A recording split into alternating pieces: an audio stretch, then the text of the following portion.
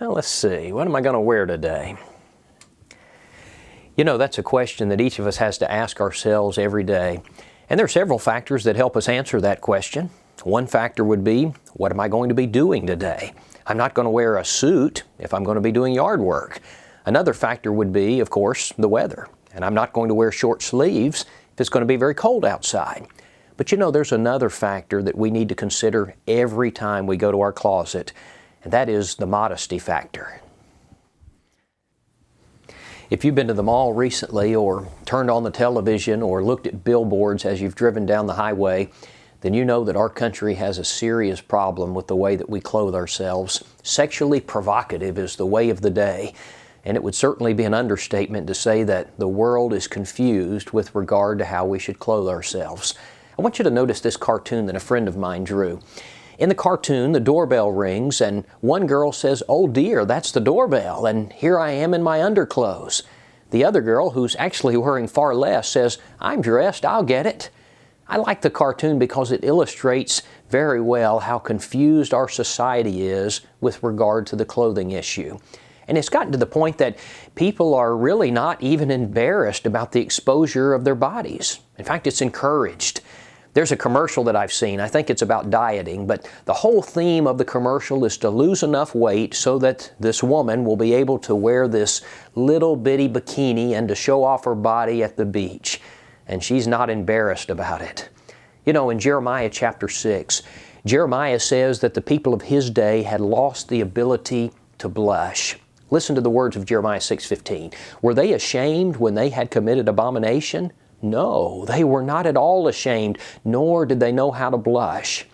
And you know, we live in a world just like that today. Many people today have lost the ability to blush over the exposure of their bodies. They're just like the people of Jeremiah's day. They're not ashamed.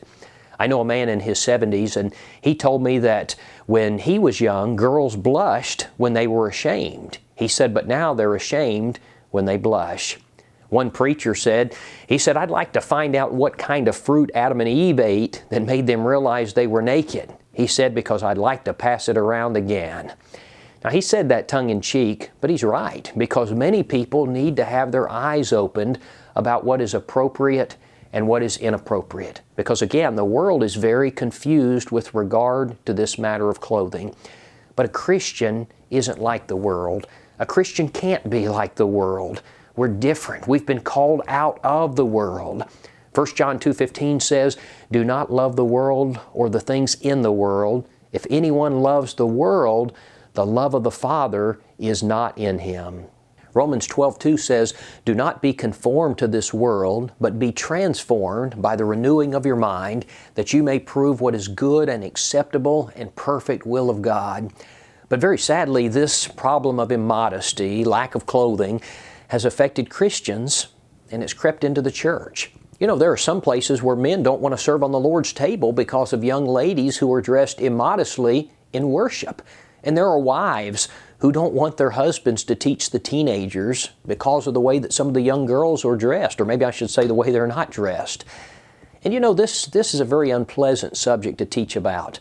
And sometimes it's embarrassing both to the one teaching it and also to the hearers.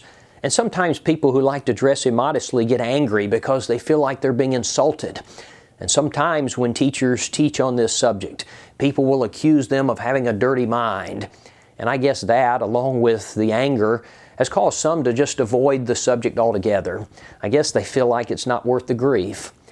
But you know, if we're going to be pleasing to God, we have got to discuss it. We have got to be right about this matter, whether or not we want to admit it. When a woman goes into public in modern-day swimming wear, or she's wearing short shorts or a short skirt, or with her midriff exposed, or wearing clothes that are too tight, she's doing something that's sinful. She's taking the sexual impulses that God has instilled in men to draw husbands and wives together, and she's corrupting them. She's allowing them to be cheapened. Now, she might not know that she's doing it, but she's distorting sex as God designed it. Now, why is it the case that man is sexually impressed by the woman? You know, it's not an accident. It's because God made us that way. Now, why did He do that? Genesis 2:24, therefore shall a man leave his father and his mother, and shall cleave unto his wife, and they shall be one flesh. The reason man is sexually impressed by and attracted to woman is because of God's design. But you know, there's a big difference in the physical attraction of a husband and a wife and that of a man who is physically attracted to a stranger on the beach or at the pool or at the mall.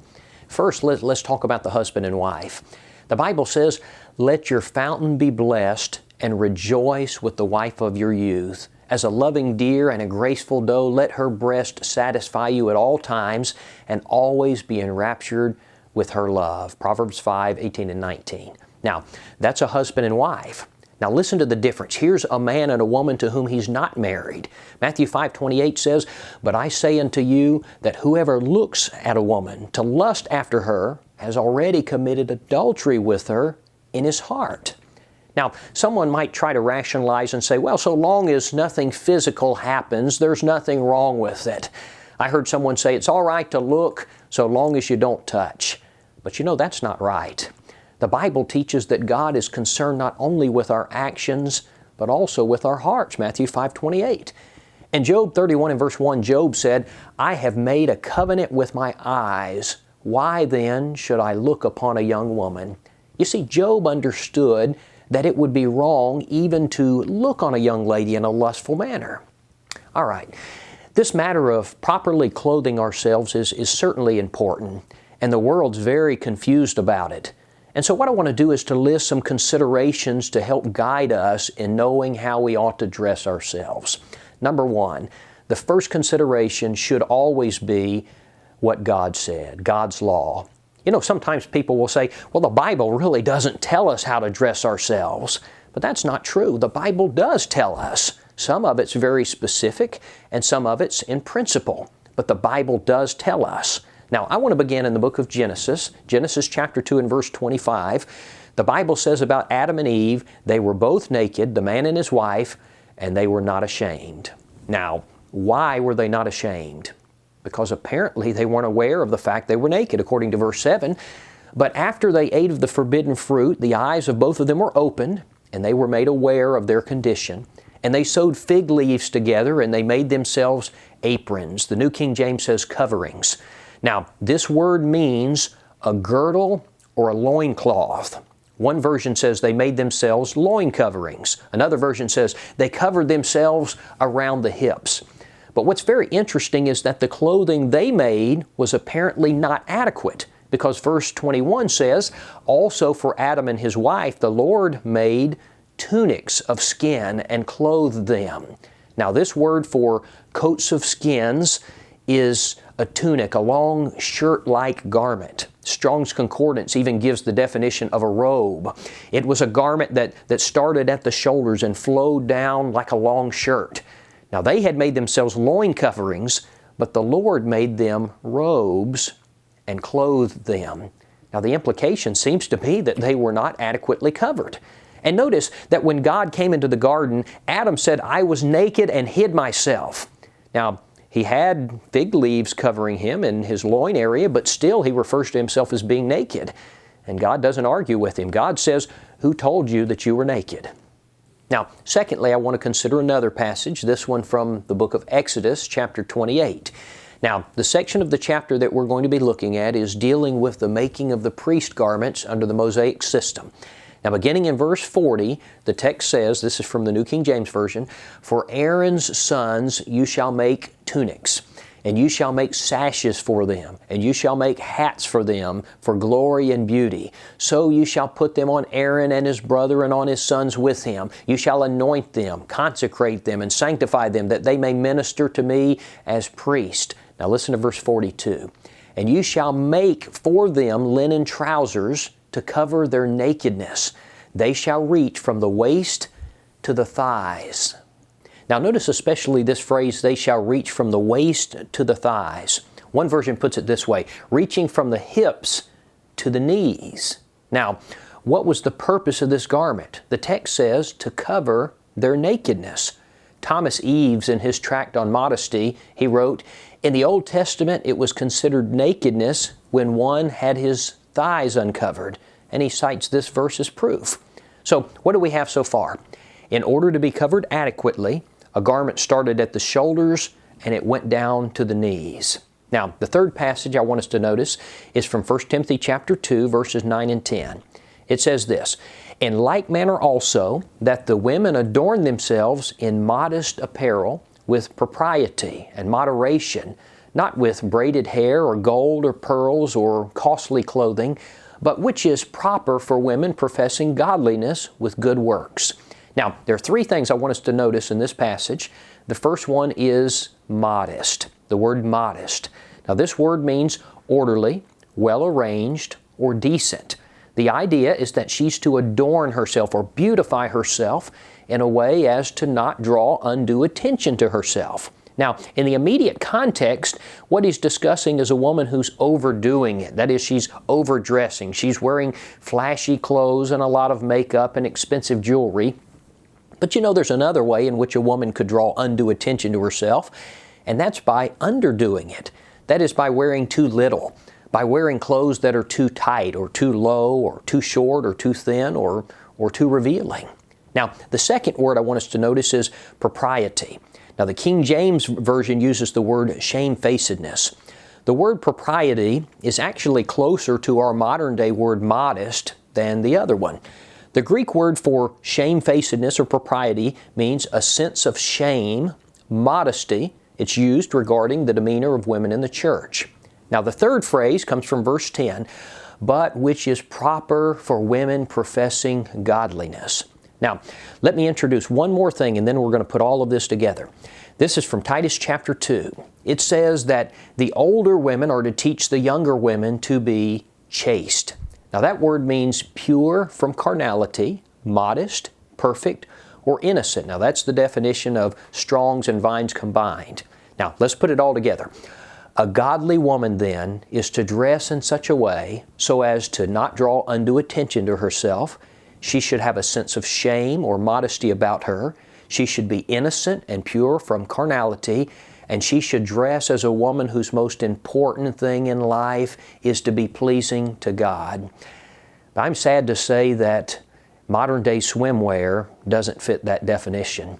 And a person who wants to please the Lord has no business being out in public in modern-day swimming attire. Now, that would include both bikinis and one-piece bathing suits. And these cut-off shirts that expose the midriff, they don't fit this description, this biblical definition of modest. Most modern-day cheerleading uniforms don't even remotely come close to fitting this description. A large deal of athletic wear and shorts and form-fitting clothes don't fit this description. And a sporting event doesn't change immodest into modest. And a wedding doesn't make immodest into modest. Being near water doesn't make immodest modest. Hot weather doesn't even make immodest modest. On one occasion, a woman had come in to speak with President Woodrow Wilson about some matter. And when the woman left the office, another man in the office said something about her being an intelligent and attractive woman. President Wilson replied, "She was a well-dressed woman." The man said, "I didn't notice what she was wearing." President Wilson said, "That's how I know she was well-dressed." Now, you might be thinking, you're talking a lot about the woman. Isn't modesty applicable to the man? And certainly it is. But you know, it's interesting, when you read the Bible, generally the principles of modesty are applied to women, and passages prohibiting lust are applied to men. Now, is that because women never lust, or because modesty doesn't apply to men? In both cases, the answer is no. It's because of the way we're designed. Lust is generally a bigger problem for the man than the woman. But all of these principles of modesty also apply to the man.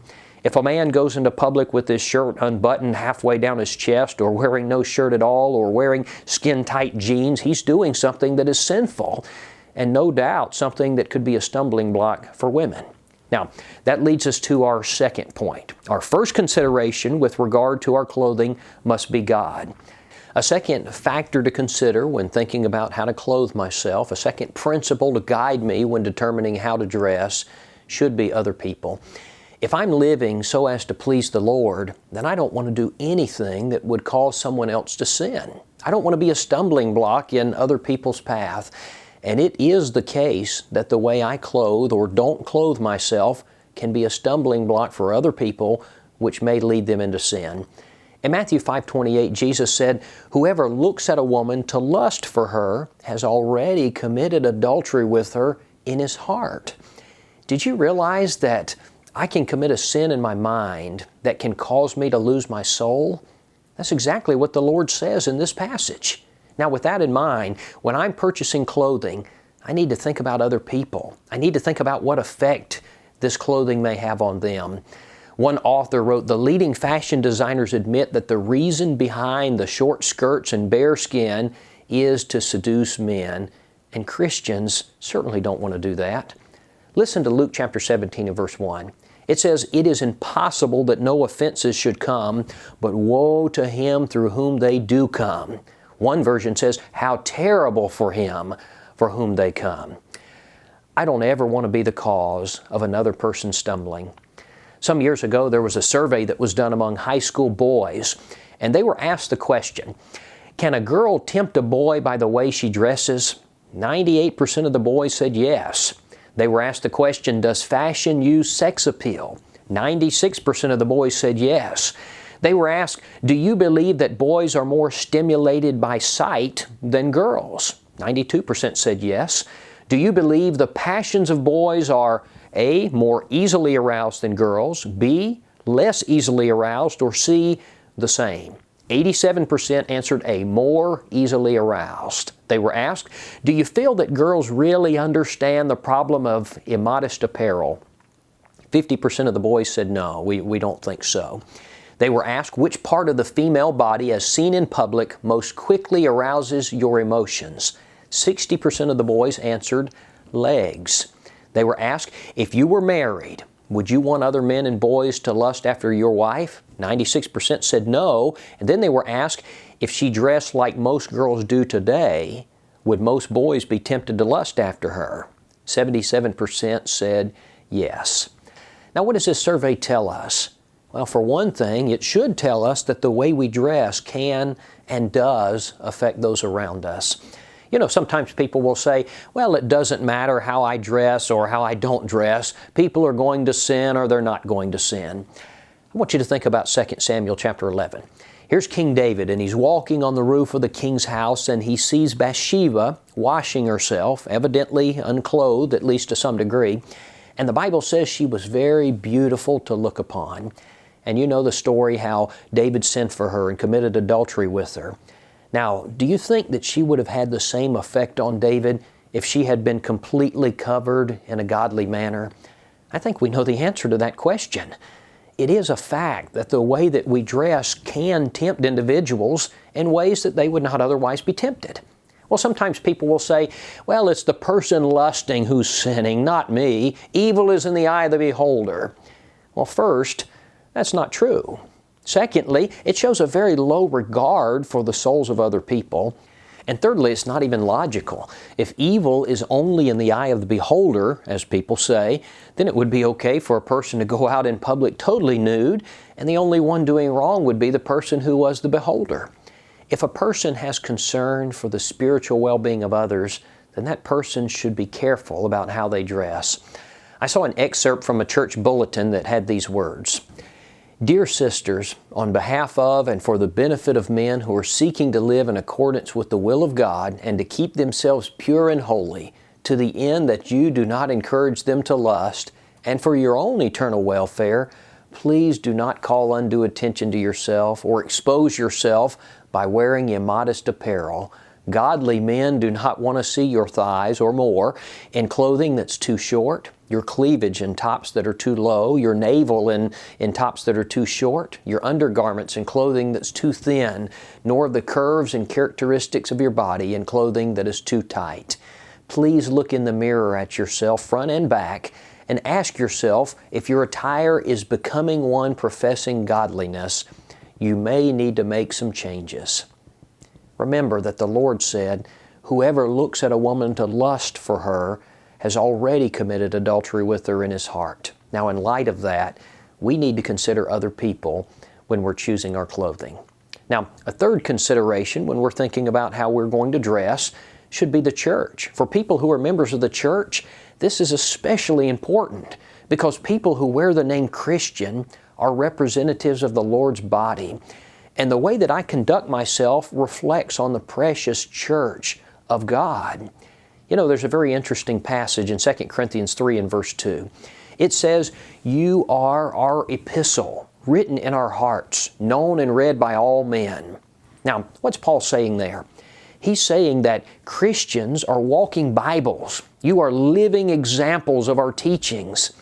Now, what happens when Christians dress immodestly?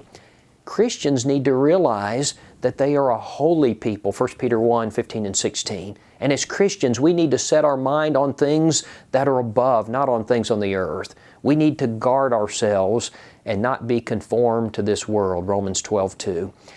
When other people know that I'm a member of the Church of Christ, and they hear me stand and defend the plan of salvation and what the Bible has to say about baptism and the proper type of worship, and then they see me dressed in provocative clothing or publicly engaging in practices that much of the world even views as sensual, how are they going to view the church? Now listen to this description of what Christ thinks about His church.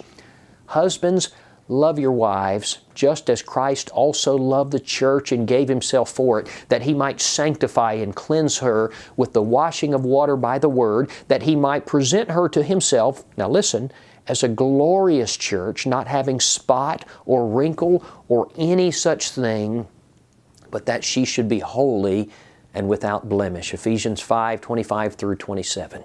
Now, for just a minute, I want to talk about some of the false ideas that people have about immodest clothing. One idea that some people have is that immodest clothing is acceptable if you're involved in a sporting event. Now, we've already mentioned this briefly, but the Bible doesn't lay aside principles of modesty so that I can swim faster, or so that I can do gymnastics, or even to be a cheerleader. If you've ever watched the Summer Olympics, you know that in some of the sports, the clothing is nearly non-existent.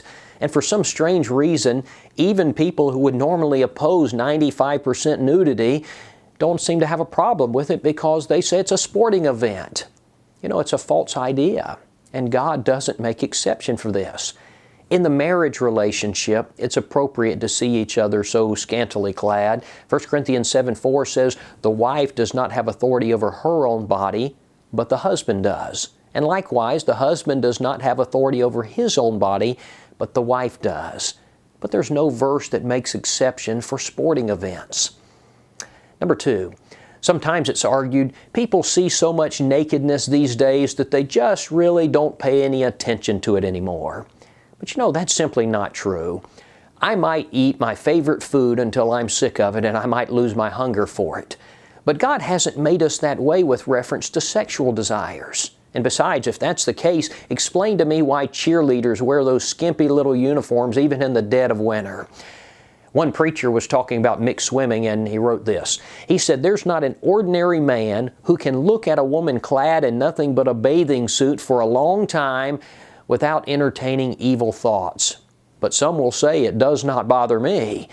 One who says that may be so young that his passions have not arisen, or he may be so old that they have subsided, or he may be so ignorant that he doesn't know what's going on, or he may not be normal, or he may be lying. He fits into one of these 5 categories, or he is a spiritual giant. But spiritual giants don't spend their time at mixed swimming parties." I think that's well said. Another false idea relates to our children. A parent might think, "But my daughter is just a child. Certainly she's not the object of lust." Well, certainly she's not to you, but what about a person of her own age? And you know what happens is our little girls so very quickly turn into little women, and that's when daddies need to step up and take the spiritual lead that God has assigned to them. You know, sometimes people have the idea that if a girl dresses immodestly, she is intentionally dressing so as to entice men. Now, while that may be true for some girls, it's certainly not true for all of them. God has made us different. Men and women are wired differently with regard to sexual desires. And many times, I think especially with young girls, they truly don't understand the effect that their clothing has on those of the opposite sex. And that's when daddies need to take the spiritual lead with reference to what's worn by his wife and by his daughters. How we clothe ourselves can have eternal implications both for us and for those around us. It can glorify God, or it can bring reproach on His church. And so our number one consideration cannot be, is this in style, or is this comfortable, or is this cool? Our number one consideration has to be, is this godly? Because eternally, none of those other things are going to matter.